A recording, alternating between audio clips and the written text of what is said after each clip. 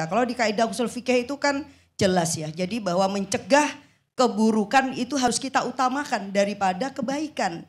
Itu artinya apa? Bahwa hak angket itu kita anggap sebagai sebuah ikhtiar untuk mencegah adanya kecurangan yang akan lebih masif di masa yang akan datang. Atau kemudian ini sebagai ikhtiar kita untuk bisa mencegah normalisasi kalau ada upaya-upaya yang menggunakan kekuasaan secara tidak semestinya yang kemudian ini merugikan pihak-pihak yang menjadi kontestan kalau dalam konteks pemilu kita gitu.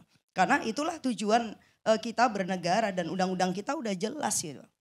Nah ketika undang-undang kita misalkan kita pakai undang-undang yang mana nih? Kalau konteksnya pemilu udah jelas, jujur, adil. Nah ini terpenuhi nggak unsur-unsur itu? Terpenuhi nggak misalkan aspek-aspek kejujuran dan keadilan? Ada nggak yang kemudian satu pihak atau dua pihak yang kemudian dicurangin? Nah kan begitu. Dan kemudian pencurangan ini justru dilakukan secara sistemik melalui sebuah proses yang bisa saja tidak kelihatan, yang tidak terungkap. Ya justru itulah kita kemudian akan kita ungkap. Yaitu kenapa kemudian bedanya dengan hukum pemilu, kalau ada pidana pemilu ya ke Bawaslu atau kemudian ke MK. Kalau itu udah jelas, oh siapa nambahin suara, oh siapa ngurangin itu tempatnya ada di sana.